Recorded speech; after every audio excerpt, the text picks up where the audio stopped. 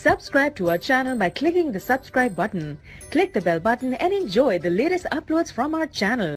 While loops are similar to a for loop with increment.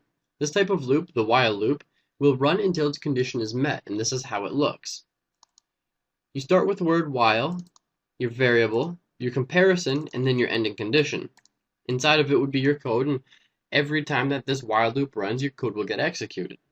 Where the variable here is the value that will change, and the ending condition is the maximum that the variable here can reach.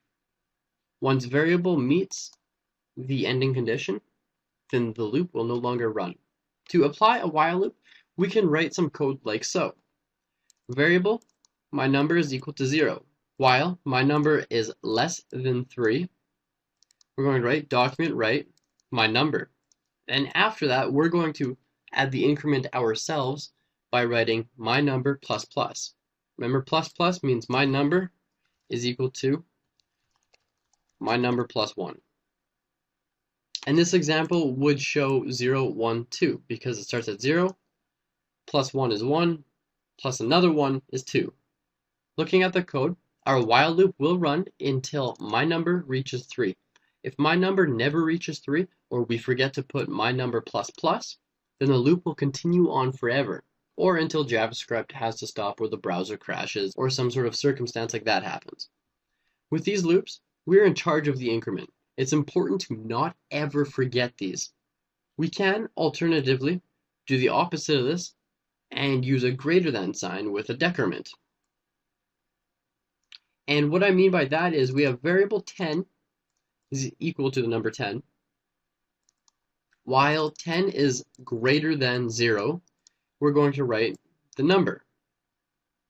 After every time this condition is checked and the condition is not met, then we're going to document write 10 and go 10 minus minus, which will then be 9, and then 8, and then 7, etc. And here's what it shows up with: 10, 9, 8, 7, 6, etc., etc. Do while loops. We can also tell some code to run before we check the condition. Above in the while loops, JavaScript check the first condition. If the condition has not been met, then our code will be executed. In a do while loop, the code is executed no matter what, then checked if the condition is being met and decides if it should run again. These look a little different than what we're used to. As our example, we have variable I is equal to 0, just I for integer, do, and then we have our curly bracket, document write, integer, that we just conjugated, is the int number with a line break. And we ended that with another curly bracket. After that, we wrote our while condition. So we wrote while I is less than 3. And what this would produce is 0 is the int number, 1 is the integer number, 2 is the integer number. And that's all it would show up as. First thing you probably noticed was a funny looking syntax where it just says do. And then we have our while on its own line by itself, and the while ends with a semicolon. So far, none of our loops have ever ended with a semicolon, and that's just because the condition is after the actual loop. The same rule applies to a do while loop as a while loop. Do not forget your increment. Otherwise, this while loop is going to run on and on and on, and it will never stop. Now, if you haven't noticed yet that the code above is slightly more compact, well, it is. Conditions with curly brackets will be compressed a little bit more now, instead of being so spaced out.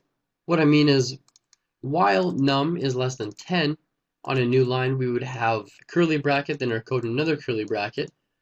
It's simply going to look like this: while num is less than 10, same line, opening curly bracket, code, closing curly bracket. It's not a big deal, it's not going to change our code. I just would like to let you know that this is what's going on, and in the future all of our curly brackets are going to start looking like this. It's a little bit more compact, yes, but our code will not change nonetheless.